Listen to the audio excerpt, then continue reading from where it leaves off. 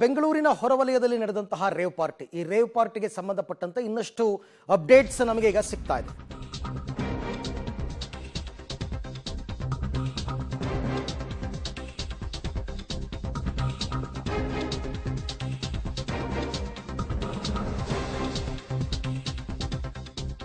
Rave ಪಾರ್ಟಿಯಲ್ಲಿ ಎಲ್ಲವೂ ಖುಲ್ಲಂ ಖುಲ್ಲಾ ನಡೀತಾ ಇತ್ತು ಅಂತ ಈಗ ಮಾಹಿತಿ ಬರ್ತಾ ಇದೆ.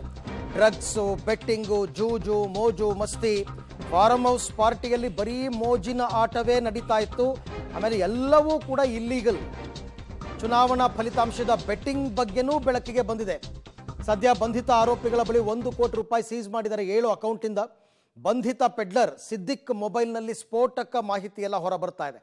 ಅಂದರೆ ಏನೇನು ಇಲ್ಲೀಗಲ್ ಆಕ್ಟಿವಿಟೀಸ್ ಇದೆಯೋ, ಕಾನೂನು ಬಾಹಿರ ಚಟುವಟಿಕೆಗಳು ಎಲ್ಲವೂ ನಡೀತಾ ಇತ್ತು ಇಲ್ಲಿ ಅಂತ ಗೊತ್ತಾಗಿದೆ.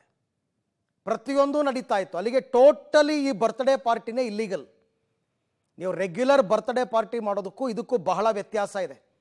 ಆಂಧ್ರದಿಂದ ಅದೇನೋ ಯುವತಿಯರನ್ನೆಲ್ಲ ಕರೆಸಿದ್ರು ಅಂತ, ಜೊತೆಗೆ ಇಲ್ಲಿ ಬೆಟ್ಟಿಂಗ್ ನಡೀತಾ ಇತ್ತು, ಜೂಜಾಟ ನಡೀತಾ ಇತ್ತು, ಡ್ರಗ್ಸ್ ನಶೆಯಲ್ಲಿದ್ದರು, ಎಲ್ಲ ವಿಚಾರ ಗೊತ್ತಾಗಿದೆ.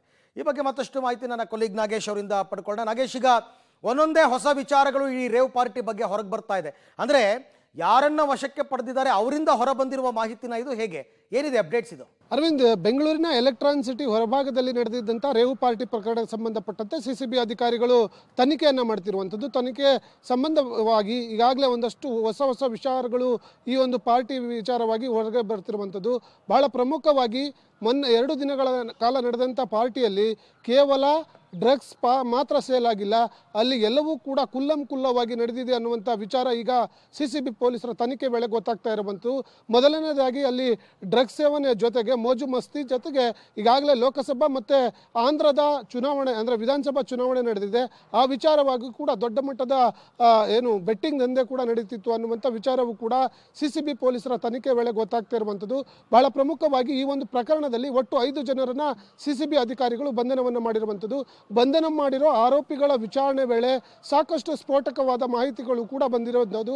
ಅದರಲ್ಲಿ ಒಂದು ಪೆಡ್ಲರ್, ಒಬ್ಬ ಸಿದ್ದಿಕ್ ಅನ್ನುವಂಥ ಪೆಡ್ಲರ್ ಇದ್ದಾನೆ. ಆ ಪೆಡ್ಲರ್ನ ಮೊಬೈಲನ್ನು ಸರ್ಚ್ ಮಾಡಿದಂಥ ಸಂದರ್ಭದಲ್ಲಿ ಬಹಳ ಸ್ಫೋಟಕವಾದ ವಿಚಾರಗಳು ಕೂಡ ಬೆಳಕಿಗೆ ಬಂದಿದ್ದಾವೆ ಅನ್ನುವಂಥ ವಿಚಾರ ಈಗ ಸದ್ಯಕ್ಕೆ ಗೊತ್ತಾಗ್ತಾ ಇರುವಂಥದ್ದು. ಈ ಸಿದ್ದಿಕ್ ಮೊಬೈಲನ್ನು ಪರಿಶೀಲನೆ ಮಾಡಿದಂಥ ಸಂದರ್ಭದಲ್ಲಿ ಅವನ ಮೊಬೈಲ್ನಲ್ಲಿ ಪಾರ್ಟಿ ಮಾಡೋದಕ್ಕೂ ಮುನ್ನ ಅಲ್ಲಿ ಬೇರೆ ಪೆಡ್ಲರ್ಗಳ ಜೊತೆ ಡ್ರಗ್ಸ್ ಬೇಕು, ಇಂಥ ದಿನ ಪಾರ್ಟಿ ಮಾಡಲಿಕ್ಕೆ ಅನ್ನುವಂಥ ಮಾಹಿತಿಯನ್ನು ಹಂಚಿಕೊಂಡಿರುವಂಥ ಒಂದಷ್ಟು ವಿಚಾರಗಳು ಕೂಡ ಆತನ ಮೊಬೈಲಲ್ಲಿ ಸಿಕ್ಕಿದ್ದಾವೆ ಅನ್ನುವಂಥದ್ದು ಕೂಡ ಬಹಳ ಪ್ರಮುಖವಾದಂಥ ವಿಚಾರ.